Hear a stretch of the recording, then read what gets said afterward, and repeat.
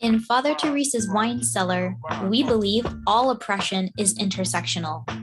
And this means our analysis of current events frequently includes discussion of difficult and explicit content.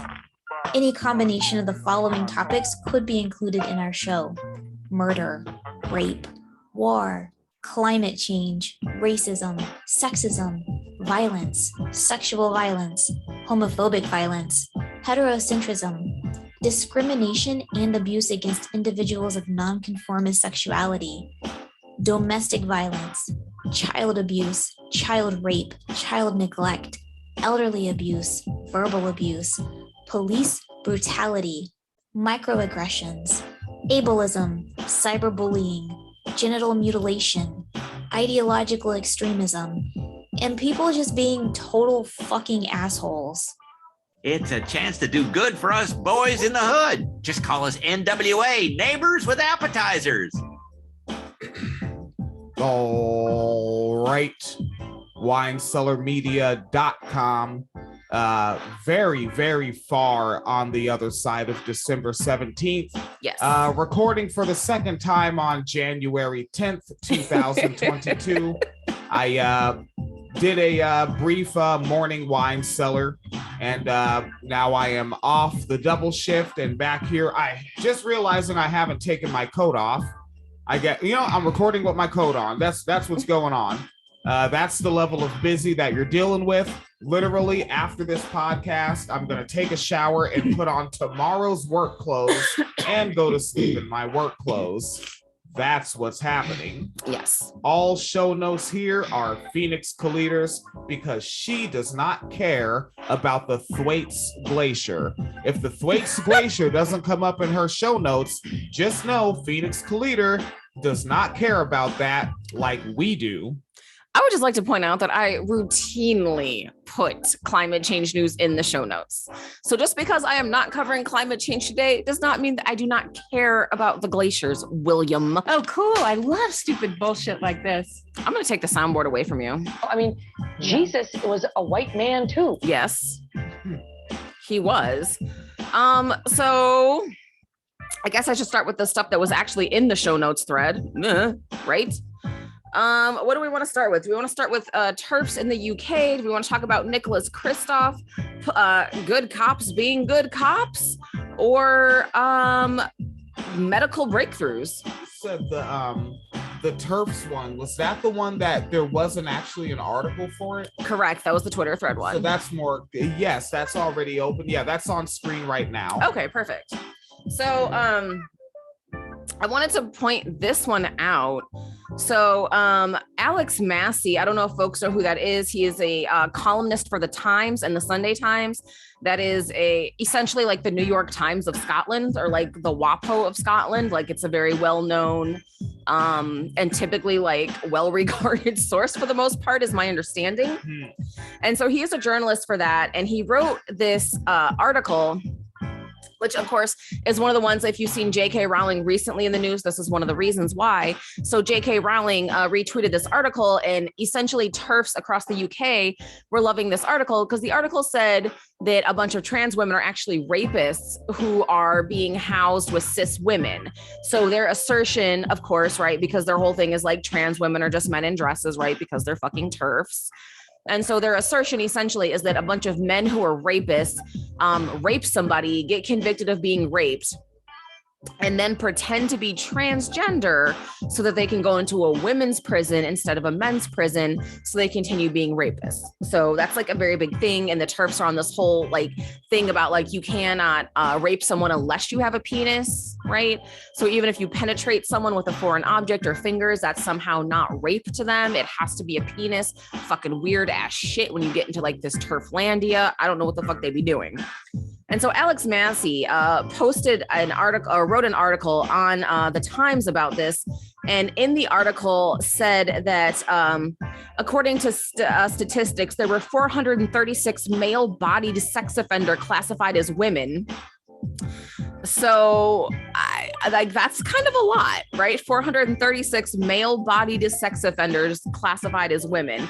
But then what was interesting, because after the TERFs retweeted all this, shared all this, talked about how dangerous trans women are, talked about how trans women aren't really women, they're just men in dresses, their safety, won't someone think of white women's tears? The Times posted a correction. And the correction, right? So what the original statement was that 436 trans women were convicted of being sex offenders. A correction today states that there was no evidence that any of those 436 people who were convicted of those sex crimes were actually trans, because these are all people who were convicted, my understanding is, as men, under their legal male names and under male gender. So basically they just picked a bunch of sex predators essentially and said, who were already convicted, already locked up, and said, yeah, they're trans women, even though they themselves are not claiming a trans identity. So, you know, that's fine. We had this on. Yes. Yeah, we did. Yeah, nobody finished it. But yeah, so that was actually interesting to me that they put the article out, but the correction is actually behind a paywall. The correction is God damn. So, yes. You want us to be less transphobic, you will pay for it, nigga. God damn, really. That's fucking rough. And so, yeah, so like, and that's actually why it's a Twitter thread and not an article, because the Twitter thread is screen caps of the article that are issuing the correction, because the article itself was a transphobic article spouting disinformation. And then the correction itself was behind the paywall.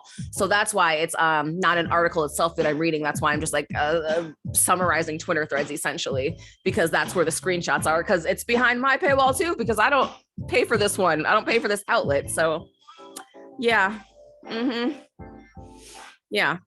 All right, and you're on the Twitter deal. I have it up on screen while you go through it. Oh, I mean, that was pretty much the whole thing. Was that they put up the shit correction and paywall? Because that was what was in the Twitter thread, was the screenshot of the correction. So it says, referring to rape statistics, we said that in England and Wales, 436 male-bodied sex offenders were classified as women from 2012 to 2018. In fact, under English law, accessories to a crime are charged as principal offenders, and therefore women can be charged with rape. How many female defendants were male-bodied is not recorded. So they said for a fact that it was 436 trans women. And then the day after, wait, no, I'm sorry. The original article was 2014. The correction was January 5th. Apologies. January 5th came back behind a paywall and said, how many defendants were male-bodied is not recorded. After you straight up said it was 436. You said it was 436, and now you're saying, we don't actually know. So yeah, it's fucked up. Jesus fucking Christ. Yeah, good job, Alex Massey. Yeah, the TERFs are fucking out of control in the UK.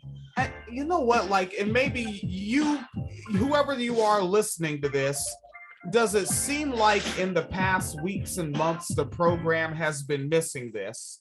So I'm telling you, when it's just me, I swear to fuck, like, climate change is like almost all, like, climate change and racism and the Carrie Lake run for governor. Right. And, like, that's all I hit the Kyle Rittenhouse, the nigga that bought Kyle Rittenhouse the gun. Yes. He's pleading no contest. We'll see what's cracking with that. Which is also interesting that he's pleading no contest, because he's not pleading guilty. He's pleading no contest. Yeah, or what is it? Yeah, I think it's or take a plea deal. As a black man, I'm not a criminal like these white men, so I'm not familiar with the court system. So pleading guilty is saying, yes, I did it. Pleading no contest says, I'm not going to admit it, I did it, but I acknowledge that you could probably win a case against me proving I did it. So I should probably clarify that, because I don't know all the legal shit. Yeah. So those are actually two very different things, because that's the thing about no contest is even if you get convicted, you never actually admitted your guilt, technically speaking. Yeah, like I was Crip affiliated. I wasn't a white man. Like, I don't do shit like them. Like But you know what though? I also am going to, not today because we don't have time, but Christopher Key, we're going to talk about him in the future. He is a white man. Speaking of white men, he is wearing a fake police badge and carrying a bunch of assault rifles. And he is said he's going to start going around the country to conduct citizens arrest on Democratic governors. Oh, you're not. Because of their vaccine policies. We can cover him tomorrow. These niggas still don't know that you can't fucking do that.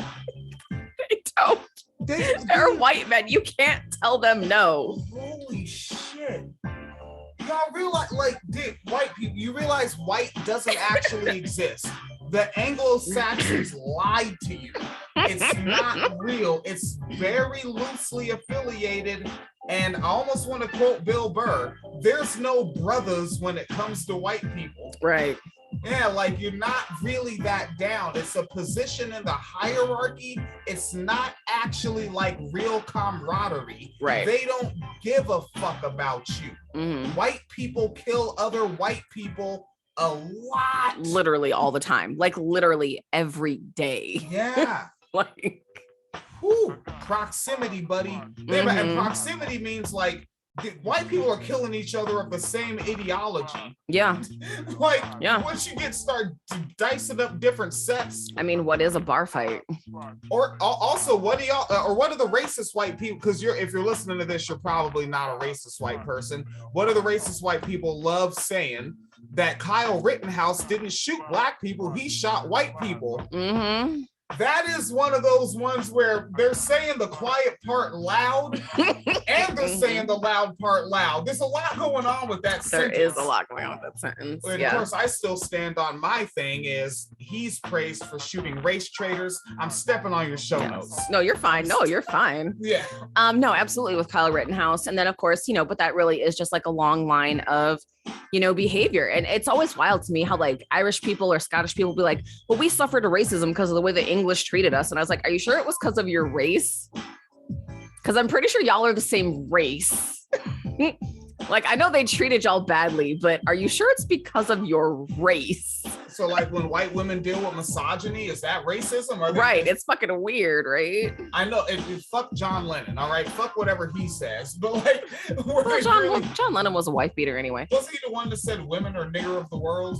That was his wife or Yoko Ono. But I mean, he was a woman beater anyway, so fuck him. Okay. Yeah. He's dead? Yeah. Oh yeah, he's the one who got shot in the face. Oh, hey. Damn. So somebody like they predicted I don't think that's why he got shot in the face though. Say they heard it. I think it was like a weird obsessed stalker fan situation, not a. You know what? I like that framing. I like that excuse. I'm glad that the person who did that for the reason that I know they did it, that they set it up to make it look like that.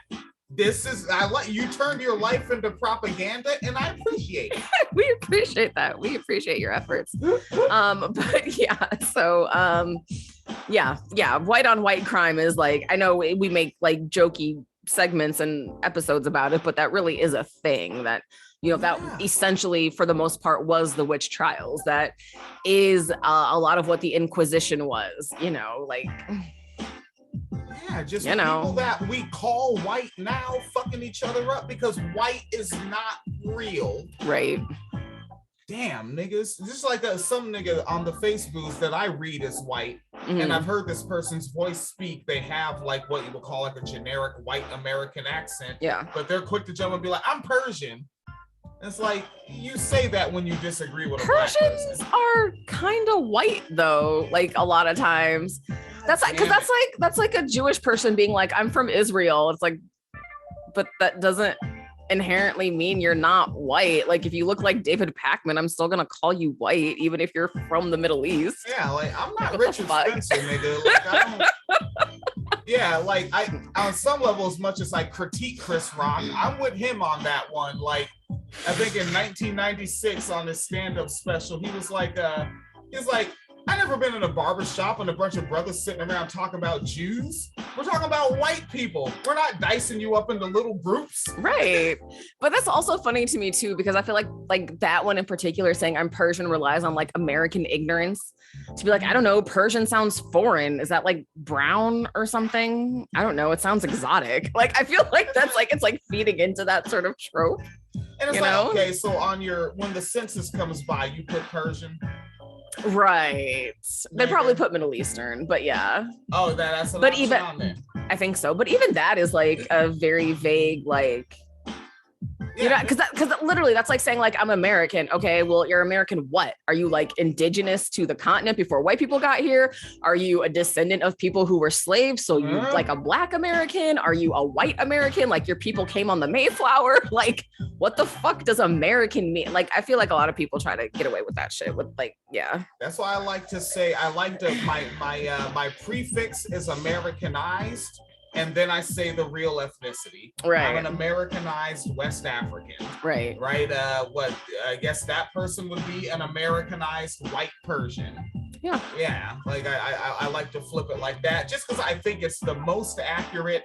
I would not do that in regular conversation. All right. If we're just having scones or whatever it is, and simple, like I'll say white and black, but like for like information purposes, I think it's good to be accurate with that sort of language. Yeah, I think so. And well, yeah, and you almost have to, because it does eliminate the you know, where people essentially, God, I hate saying the term like oppression Olympics or playing the identity card, but there are people who do weaponize their identity to say that like, oh, well, I disagree with you, but because I have this like a 1/16 blah blah blah, like, and it's like, but no. Yeah, or that's like I showed my niece Kamala Harris's mother and then Kamala Harris's father. Yeah, she's like, how's she Black? And it's like, I know, right? We have questions. It's not a weird thing to say out loud, but fucking white liberals made it that. Yeah. Yeah, like I was already leaning away from David Pakman, but like he was on that. He straight said Black people who talk about this are stupid. So like that's a big old, so David Pakman's a racist white man. I ain't got time to be trying to figure out Jewish. He's a racist, Americanized Ashkenazi. How about that? Ashkenazi, yeah. Americanized Ashkenazi. How about that? That's what he is. Yeah. Or Americanized Venezuelan. But then again, what the fuck is Venezuela? Right, that's just a place. Like again, Spain made the fuck up. Right, exactly. Yeah. God damn, I don't like this. I don't like what happened to the Western Hemisphere or the rest of the planet. Me either, oddly enough. Or for folks like us that are, you know, me and you folks listening, not Phoenix, but the Thwaites Glacier. We're also unhappy about what's happening there. You know what I'm unhappy about, Wiliam? No, I'm not near the soundboard. I can't even do that one because this one is too serious to do next after that sort of setup. Shit. What I am, okay, I think, well, I mean, this, again, God damn it, none of these are funny. Okay, shit, it's a problem. Okay, but something that's actually worth noting, because I believe we just talked about him on the last episode we did, was the new mayor of New York. That very nice Black man, a very nice Black face. What was his name? I don't fucking know. Eric Adams. Damn, that's a generic ass name. Yeah, he was the one who was saying that shit about like, if you've never put on a bulletproof vest to be a cop, then you can't tell me anything type shit. But he had that Brownsville to his voice. Like, I wonder if he might be from Brownsville. Like the way he sounds when I listen to different New York niggas. Because he was like, no, you are not a real nigga like me. I put it down for the boot. I am the one person of whom the boot licked back. He is the state. Yeah. I'll let all my French folks figure that one out. That was like some of the sort of like famous last words of one of the French monarchs. He said, I am the state. Yes. And that is like very much the attitude that I see this guy having. Ooh. So did you see about the fire? No. And okay, so there was a fire in essentially what appears to be like slumlord situation.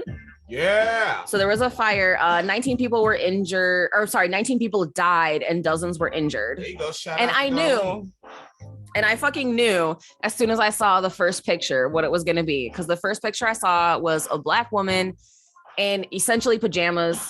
Like she was wearing like sweatpants and like a raggedy t-shirt and a bonnet, Oh, she's about to go. covered in soot. I said soot, soot, like sitting with the paramedics outside. And when I saw like that was the first victim that came out, I was like, I know exactly who this is and I know exactly how this is going to be framed. Eric Adams did not disappoint. Yeah. He is blaming it on open doors in the apartments.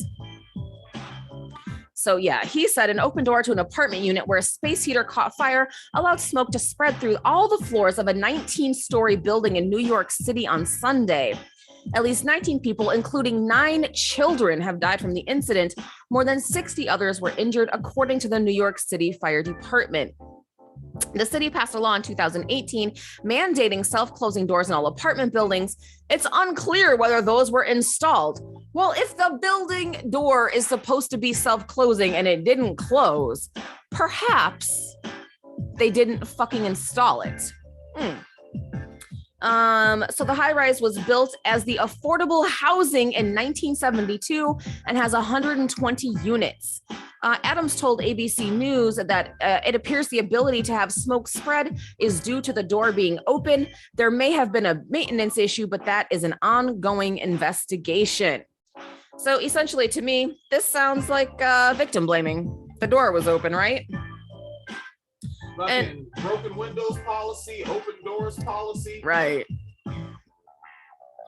But here's the fun thing, because, and this is something that I love about Twitter. I don't know if you see this in other social media spaces where people are just aggressively talking back to media outlets. Have you I don't know if that's happening on other platforms as well. No, you get banned. Okay. Yeah. Twitter, people are not playing. People are really. And so one of the comments in here says the mayor is lying. The building had 174 violations, multiple complaints for lack of heat and hot water. And the landlord, guess what the landlord's doing now? Being awesome. They're doing upkeep. They are being awesome. Would you like to guess more specifically how they're being awesome? Like this. This way we can help families in a real way. And if we take one message from this that Commissioner Nigro has mentioned several times, close the door. Okay. I see 4 people without masks, and that's all I'm saying. Woo. Close the door, right? But no, how is the landlord being awesome after having 174 violations on his building? Pizza party. His name is Rick Gropper, by the way. We may be covering that name again in the future. Oh shit. Does no guesses? Rick Grop. What Yes. the landlord is doing? Yes. How is he being awesome? He's very awesome right now, but how is he being awesome? Fuck. Putting in new brown carpet. No. New light brownish gray vomit colored paint. No. You're sure it's not carpet or paint? Yes. Because landlords, they They can do love some carpet and paint. I know, but no, it's not neither of those things. Oh, waiving pet fees for a month. No. Decreasing pet fees for a month. I'm not good at this. No. He is doing amazing because he is on the mayor's transition team for housing. Yeah. So the landlord who had 174 violations, including not having hot water and heat in a building that they just had a fire where, what did I say? 19 people died? I believe 19 people died. 174 code violations. He is on the mayor's transition team for housing. Man, I swear I'll turn the show off and just listen to Britney Spears. I'll just fucking do that instead. Mm-hmm. God damn. And among the 174 complaints, or I'm sorry, violations, several of them were about the fact that the door that they said was supposed to close doesn't close. So the mayor is telling them just close the door, and then hired the landlord who refused to install a self-closing door to his transition team for housing development. Oh my goodness, now that I think about it, is that why Darlene made the evil landlords post? Because they made that post today. This shit was like this morning or last night, so maybe. Okay, inside baseball, folks. Somebody that was subscribed to the Patreon, but they didn't like our talk about landlords, unsubscribed, and that's a fair deal, right? Hey, Yeah, like that's fine. Yeah, you know, free like, country. well, also, like, I don't own subscribers. Like, I gotta put out hot shit, and if it's hot, they'll dig it. If it's not, they won't, right? But they just made a post that was like pro landlord, and I say evil landlord because they were using evil in a snarky way, because they're saying like landlords are like an inherent good. Yeah. And it was like a fucking come in and debate me type of post. Good. And but are they making it because of this story, or is, tell me it's the, you know what? I hope it's not because of this story, because the mayor is lying. I just have to hope. I have to hope it's the irony of timing. Yeah, and then also, so this Rick Gropper guy who he's a groper. Go for it. Probably fucking is. I can pronounce it how you want. John Boner. And so he also, right. And so the company that he's associated with that owns this building, they have 123 other buildings in low income neighborhoods across the city of New York City. So good times. Good times. And then also, it doesn't get better. And then also, I want to just see if I can find the comment in the thing. Was about what the mandatory minimums are. Like, so, because someone in the comments is like, but the heat was working fine when the fire started, but the heat was at the bare minimum. And so apparently in the city of New York, it only has to heat your apartment up to 62 degrees at night. 62. That's fucking cold. That's it. Yeah. And so so they're arguing that, well, the heat was working because it was at 62 in fucking January. And this is a black Democrat. Well, he was a Democrat and then he was a Republican and now he's a Democrat again. Democrat. Yes. Yeah. I mean, right? It's like he's Charlie Crist. I get it. I can see it. He's switching sets. But yeah, so that's what's going on there. God damn. And I guess since we're in bad news, do we just want to finish up the bad news? Yeah, let's pick him up on the random again. You got him. Pick him up one time on the random. Where is he on the rando? A globe. This painful moment can turn into a purposeful moment as we send the right message of something simple as closing the door. And we want to really thank all the community's leaders that are here in this community. We want to thank all the community's leaders that are here in this community. All right. I mean, that sounds goofy, but I almost wonder if that was like a Freudian slip.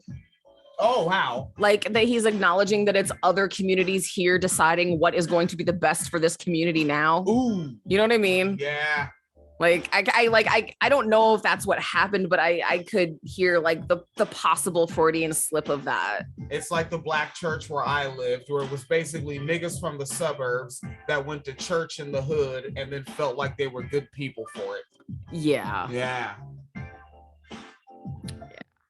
All right. So are we finishing up the last bad news one? Yeah, I mean, let's gun it in, right? I didn't want to take more than like 30 minutes from you anyway. Oh, how much time are we at?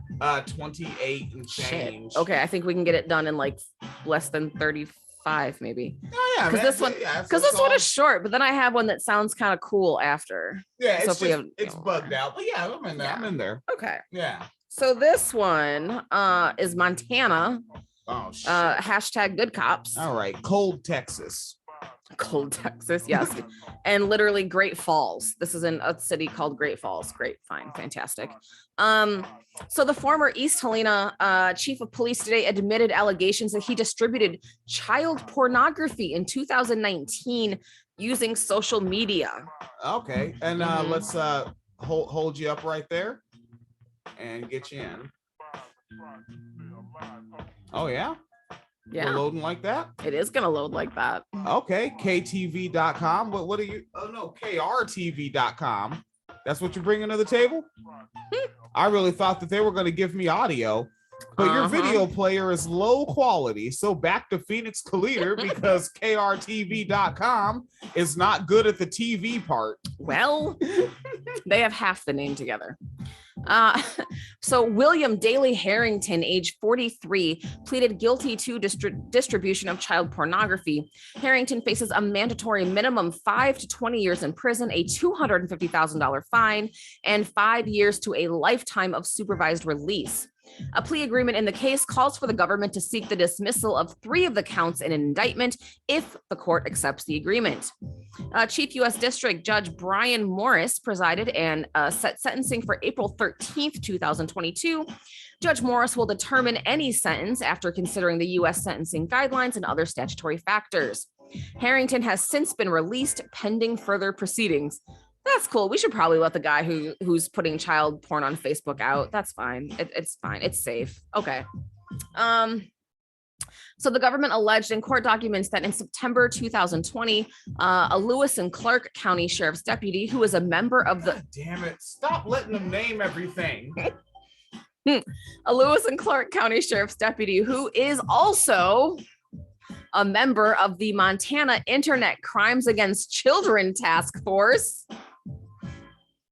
This shit, man, we need a supercut of these over the past 7 years. We fucking do, honestly, right. So again, in case you're just tuning in, a cop who was on the Crimes Against Children Task Force was distributing child porn.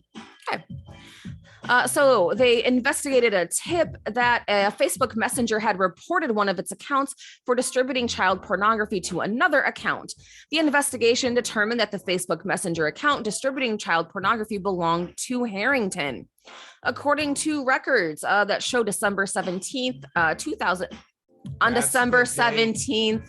Ah, Jesus. You Right? fucking piece of shit. It'd be so easy to grift numerology. So December 17th, 2019, Harrington sent 11 images using Messenger to another account. Some depicted child pornography. On January 27th, 2021, a search warrant was served on Harrington's residence, and law enforcement seized his cellular phone, which was analyzed and found to contain the images of said child pornography. Harrington eventually admitted that he owned and used the Facebook Messenger account that distributed the child pornography. So, all the things as usual, right? So once again, this is a hashtag good cops, right? He's on the child task force to protect children while having child porn, using social media to spread child porn. And of course, because I have my angle, my propaganda, all the fucking people who are opposed to sex work and sex trafficking and porn on the internet, why are they not up in arms about this case? Man. Y'all want to fucking ban OnlyFans and Pornhub and shit. Meanwhile, this dude just straight up Let me go ahead. posting... Quote a conservative that I generally tend to disagree with. Gus T. Renegade would say, white people do not care about children. They do not. They really do not. Nope. No. Children are accessories. Yeah, they really are. 100%. And that was the squeeze them in, or you have a squeezer. I have a squeezer. Squeezer. Like, we're not, what, is somebody going to kick us out of the studio? Yeah, in our house. Okay, yeah. Because this one sounds cool, actually. Okay, I like some cool. like medical science tech shit. Oh shit! Look, all right, nerds. Love a nerd. That's something else that's been going on in the podcast since you've been gone. I shout out nerds a lot, and I've been yelling about this glacier. Or actually, you folks listening determine if I'm yelling or not. I'm sure you're yelling. Maryland doctors have transplanted a... Oh, shit. Like from person to person? Not person to person. What? Animal to person. What the fuck? Fucking goat's lung? Close, actually. Shit, then gun it in. Pig's heart into a human. So basically a Dick Cheney joke is now real. Yes. Yes. Yes. For the folks a little younger than us, Richard Cheney goes by Penis. Dick Cheney, he was the vice president under the second George Bush administration, George Walker Bush. And he was just known for like constantly getting his heart worked on Yeah. and living way longer than a white supremacist deserves to. Sorry, Miss Cheney, your husband's heart pump's complicated. And Eminem didn't like him and made fun of him. I mean, he shoots people in the face. He was hunting quail. I don't know if you know what quail look like, but they're small birds. He shot a person and then made that person apologize. He made that nigga apologize. That was some gangsta ass shit. Yeah. How the fuck do you apologize for being in the way of someone else's bullets? For folks who never heard of that, that's real. That's a real thing. He was out quail hunting, which Right. is really, as comedian Lewis Black would say, you're just shooting. Right. Well, literally, yeah. Yeah, hunting quail. Are you shitting me? And he shot his friend in the face. And I think Lewis Black, he compared that to after 9/11, America blaming Iran and then invading Iraq. Yeah. And he was like looking at the quail like Iran, Iraq, and just shot the guy. For a fun callback, guess where Persians are from? Oh no. Iran. Iranian. Which also, I think, more Eminem punchlines. Yeah. Jesus Yes. Christ. But yeah, so yeah, fucking Dick Cheney did that shit. And yes, he did have a lot of heart problems, but They were complicated. they were complicated. So in a medical first, doctors in Maryland have transplanted a genetically modified pig's heart into a human patient in a last-ditch effort to save his life. Genetically modified pig's heart. Yes. So this is like what they do, like put human DNA into some pigs? I don't know. I'm wondering, I haven't read the article yet. I just saw the headline, but I'm wondering if it's similar to what do they do to valves? Because like you can get a pig's valve replacement for your heart if you have like heart disease. So, but now we've gone from valves to the whole ass heart. So doctors at the University of Maryland said that the patient was doing well 3 days after the highly experimental surgery, though it is too soon to know if the operation will be considered a success. Nonetheless, the transplant marks a step in the decades-long quest to use animal organs for life-saving operations. Doctors say the transplant showed that a heart from a genetically modified animal can function without immediate rejection. Okay, so I guess that's why they modify it, so your body doesn't reject it. And they also said immediate rejection. Right, This like shit that- is just now in this nigga. Right, like, yeah, shit could go very wrong in like 6 months. Yeah, let's see him hit a staircase a couple times. Skip steps. What's happening? Well, they did say it was experimental. Yeah. And also this dude is almost 60, so. And he said, fuck it. I'm was doing like- it for you, boy. Right. So the patient, who is David Bennett, age 57, almost 60 years old, is a handyman and knew that there was no guarantee the experiment would work. But as he was dying and ineligible for a human heart transplant and had no other options, he went with this. Okay. Right. Because it's really hard to get a transplant from what I hear. So, because there's like a lack of organs. And so you have to be, like you have to be young and healthy and like not, if you have like a history of stuff, like you can't get one is my understanding. They really should just start letting the unhealthier people Donate organs. Yeah, if they want to, it's just like fucking. Right. Because like what the, like, right. Because like, what are you hurting? Yeah. An American that has all the same unhealthy shit as you. Breathing the same fucked up ass air, eating the same fucked up ass food. Shit. Bennett said in a quote, "It was either die or do the transplant. I want to live. I know it's a shot in the dark, but it's my last choice." On Monday, Bennett was breathing on his own while still connected to a heart-lung machine to help his new heart. The next few weeks will be critical as Bennett recovers from surgery and doctors monitor how his heart is faring. Yeah, he does not look well. They have a picture of him in the article. Yeah, he does not look well at all. Yeah, he looks like someone who was dying. Oh no. Yeah. Said David Bennett. Yeah. The US has a huge shortage of human organs donated for transplant, driving scientists to try to figure out how to use animal organs instead. Last year, there were just over 3,800 transplants in the US, which is a record number according to the United Network for Organ Sharing. If this works, there will be an endless supply of these organs for patients who are suffering, says Dr. Muhammad Mohadeen, who is the scientific director of the university's animal to human transplant program. But they do warn that prior attempts at such transplants have failed, largely because patients' bodies tend to rapidly reject the animal organs. Notably, in 1984, baby Faye, a dying infant, lived 21 days with a baboon heart. I remember that shit. The Maryland surgeon said the difference this time is they used a heart from a pig that had undergone gene editing to remove a sugar in its cells that is responsible for hyperfast organ rejection. So yeah, that's what's going on. I thought, yeah, he doesn't look well, right? Like, look at the bags on, like, look at his eyes and his, yeah, anyways. He's having a tough time. Well, obviously, like, he was willing to get a fucking pig heart, clearly. But, so yeah, so like, I don't know. I think this is kind of cool. Like, I don't know. I want to see if it works. Like, I want to know what the science is like, how it's, I don't know. I think it's cool. All right, nerd. Nerdly. Yes. I'm just rubbing your arm too much. I think I've been doing that the whole time we've been podcasting next to each other. Probably. I don't mind. It's like Beyonce's leg. That's another super cut. Beyonce's leg? Yeah, there's there's actually a super cut of that of her and Jay every time they're out at like a basketball game or somewhere. He's always like grabbing her knee. Like when he wants her attention, he won't touch her arm or say, he just like grabs her leg like all the time. Oh God. It's just like a thing. There's just dozens of pictures of them at public events where he's just grabbing her leg. Yo, babe, look. No, I want you to see something that somebody that my age is into. Oh. Hey, age gap is weird. I don't like it. It is weird. All right.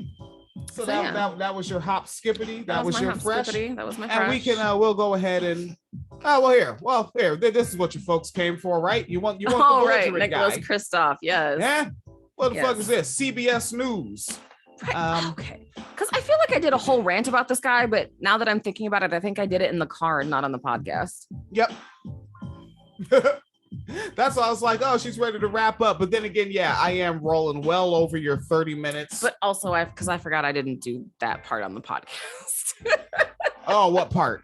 The rant about him, like, as a person. Okay. Yeah. So this is on CBSnews.com, and the headline up here is Oregon election officials rule former New York Times columnist Nicholas Kristoff ineligible to run for governor. This article up also, by what? I just want to note there like is a tinge of shade in the headline. There is when they say former. Because he quit his job to run for governor. Like he had a regular column with the New York Times and he quit it to do that, to be the governor. And I'm guessing the New York Times is probably a decent salary. I would imagine the fact that he lives in New York and still has a house in Oregon that he doesn't occupy. Yeah. Damn, nigga. Fuck wrong with you. Article up by Aaron Navarro. I think we've read Aaron Navarro before. I feel like we have to. Yeah, I think I've said that name. All right. So Oregon's election official said Thursday that Nicholas Kristoff. I hate this name. It's like Chris Christie. It's just a name I don't like saying. Mm-hmm. All right, Kristoff. It's so stupid. It's bloody stupid. It's like it's supposed to be Christopher and they got lazy. Fucking Nicholas Kristoff, a former columnist at the New York Times who launched a bid for the Democratic nomination in Oregon's governor race, hasn't lived in the state long enough to be eligible to run for governor.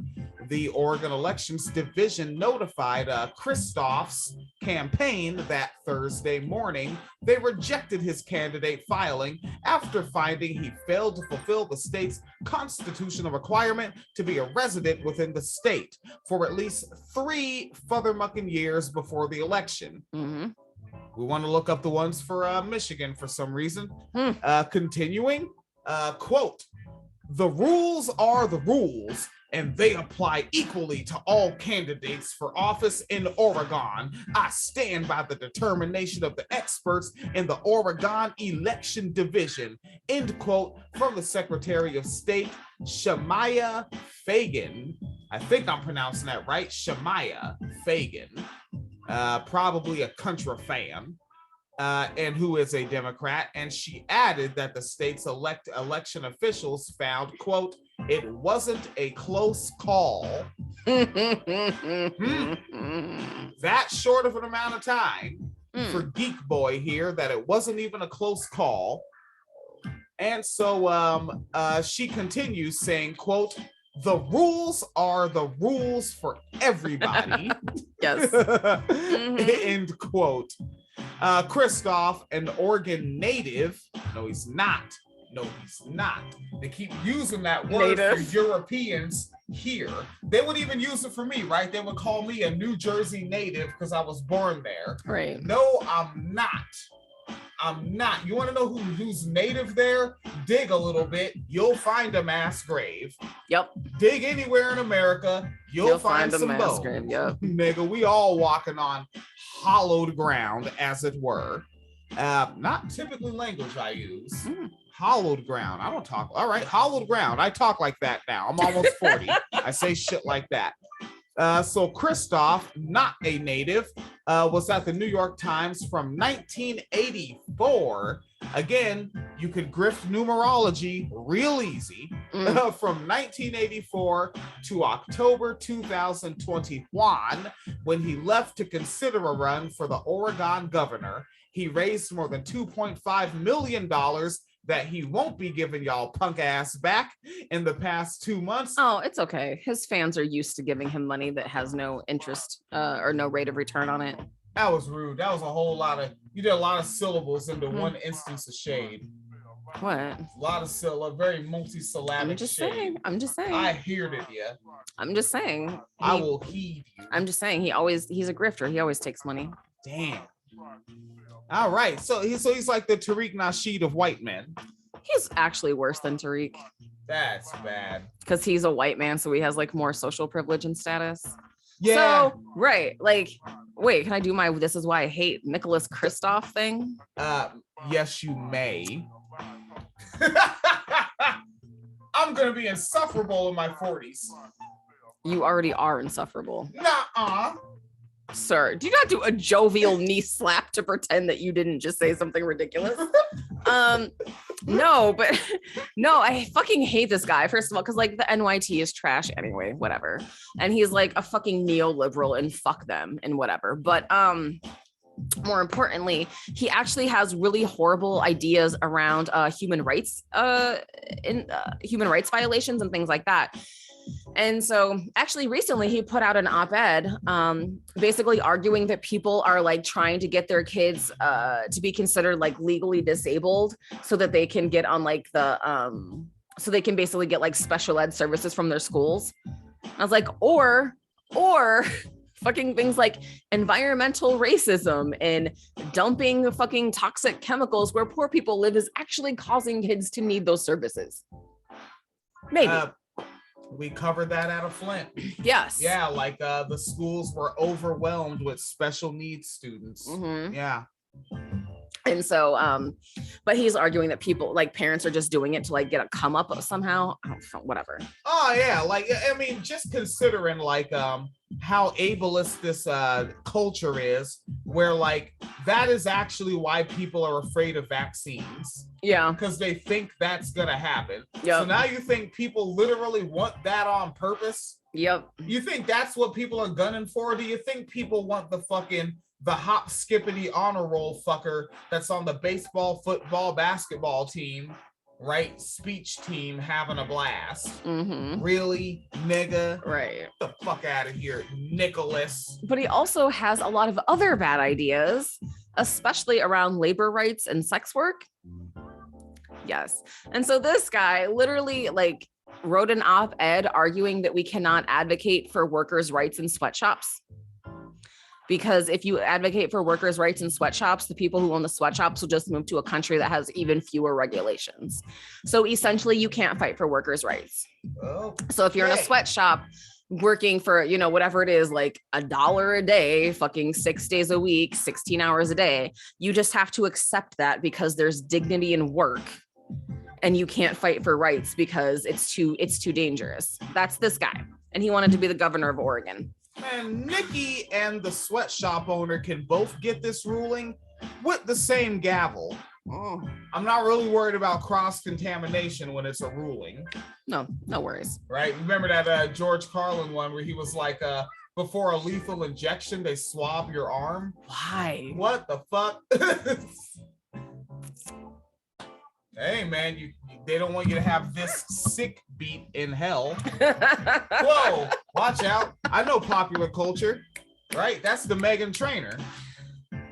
I know. Oh, no. That was Taylor Swift, sir. Okay, I'm on. Yep, that's what I'm talking about. I swiftly tailored that dad joke in a very good way. That's how I did it. And but the biggest reason that I know who Christoph is because of the stuff he's done regarding sex work. And so he actually admits that he watches child porn for research reasons.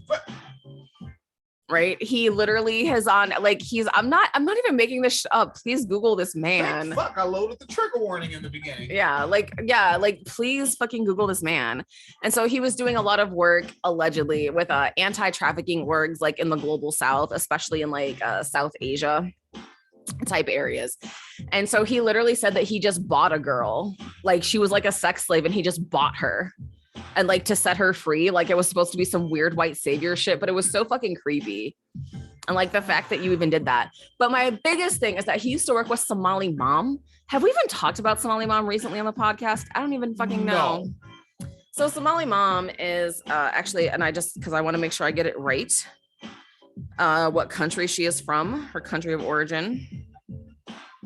But she is a woman who Cambodia. Okay, I almost said Laos, so I was close, but not. But Cambodia, and so she is someone who set up what the fuck was her organization name? The Somali Mom Foundation, which was supposed to help victims of sex trafficking. And of course, these are the type of people who can like sex work and sex trafficking and all this. And she got all this notoriety and like had all these like celebrities like reaching out and millionaires reaching out and all these people just giving her tons and tons and tons of money. And she is one of like, this was like the early 2000s. So she's one of the people who really sort of engineered the anti-trafficking movement as it exists right now.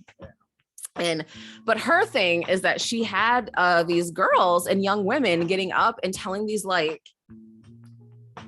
wildly horrific stories.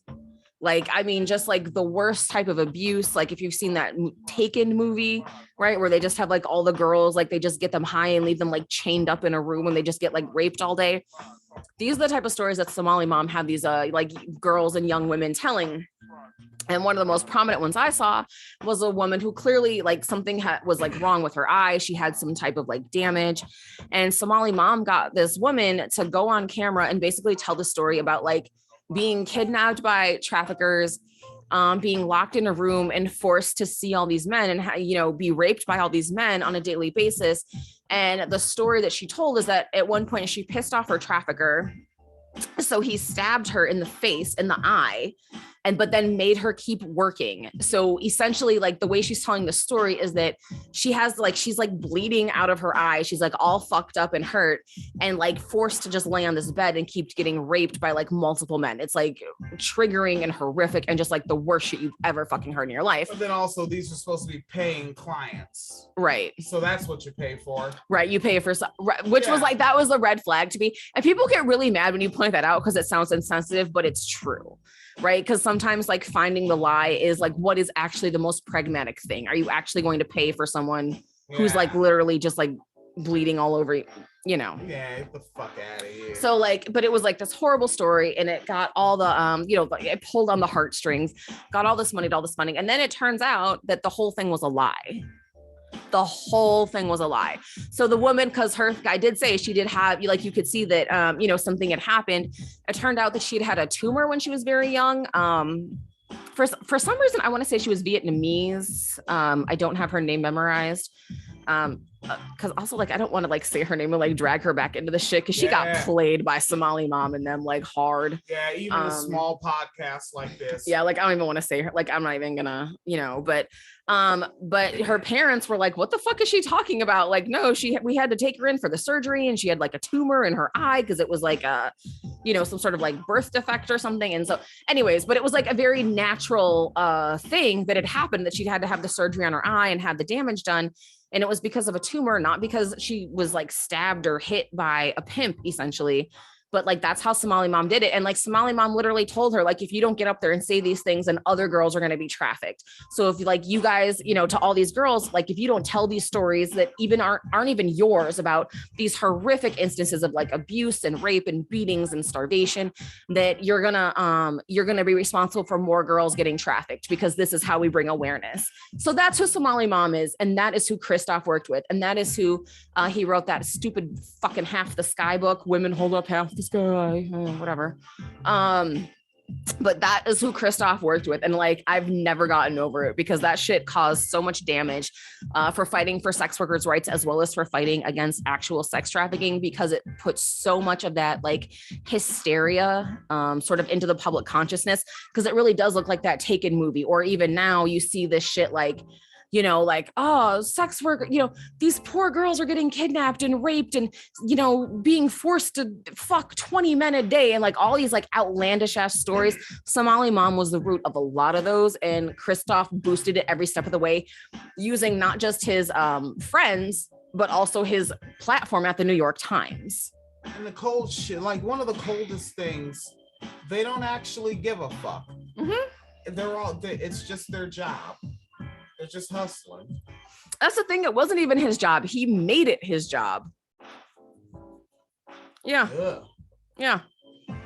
Yes, man. But keep in mind, so that this Christoph guy who says that we cannot improve working conditions for people in sweatshops, but also is anti-sex work, where do you think he thinks sex workers should go when they're rescued? Oh, the job training program. Sweatshops. Forklift training. Like, could you imagine that though? Like being able to make at least a somewhat decent wage, and then being rescued and sent to a sweatshop. What the fuck is wrong with these people? Anyways, that's the man who was trying to be the governor of Oregon. And I'm really glad that his shit is not being allowed to happen. So that is my Christoph thing. Yeah. And folks, if you're looking at the video, like you see me fucking rubbing my eyes and yawning, this is what happens. Mm-hmm. Run long days, buddy. It's going to be a long day Tuesday and a half day Wednesday, and then long day Thursday, long day Friday, half day Saturday, and then do chores with my baby niece on a Sunday, which is interesting. What she said toward the end, after like I showed her my techniques and whatnot with how I do chores. And she was like, I really feel like I know how to do this. I'm learning so much. And I'm like, holy shit. Oh, because she's learning without being yelled at. Mm-hmm. Folks, do not, just do the goddamn chores with the kids. Just fucking, I got to bring in the 13-year-old, about to be 14. Yep. Yeah, just fucking bring them in. Hell, and if I get them both doing it, then I'm just supervising. Shit, next thing you know, I have a glass of wine, and then I'm just walking around like an emperor. No, I get involved in the chores. That's grimy. It's fucking simple shit. Yeah, so maybe like a couple more Sundays in, after she knows more and she's got all the techniques together, right? Then bring the next one in, and get everybody involved in taking care of the building. Yes. Yeah. All right. And oh damn, was I leaning that far back from my microphone? Looks like I got some editing to do. Holy, look at how low my decibels are. Holy shit. All right. Well, I'll pump those up in post.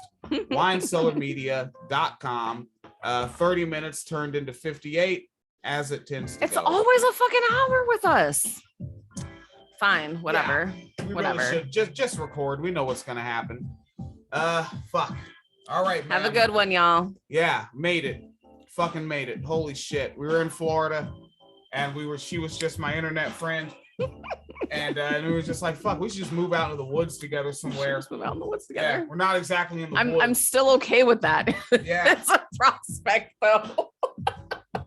Yeah, Yeah, but we could plant plants in the backyard. That's our woods. Maybe that was the whole thing. Maybe that was the whole We're thing. supposed to make our own woods. Yes. I mean, the fact that we can actually just buy little pine trees. Right. Yeah, I'm doing that. You're gonna buy more pine trees. Oh, cheap. Yeah, like when Christmas comes back around, when the little pine trees start going on sale, like in the last week. Yeah. Oh man, I'll get like 5 of them. Just put them outside. Right. It'll cost less than $100. Just get like 5 pine trees. Yeah. Bury them in our own soil. Fuck it, we got pine trees, mucker. We can. Yeah. All right, god damn it. I fuck it. It's over. Long work days. I gotta sleep or something. Y'all be safe than a motherfucker. Patreon.com/wine cellar media fund. Hold a nigga down, man. PayPal.me/Phoenix and William. Hold me down, yo. Hold me down. Fucking the Venmo is @Wine Cellar Media. Hold me down. Phoenix Calida set up one of them Cash App things. It's $ Phoenix Calida. Hold it down, yo. Hold a nigga down. It's real. Fuck. I'm tired. Hit stop. Stop the video recording. God damn it. Yes. Jesus.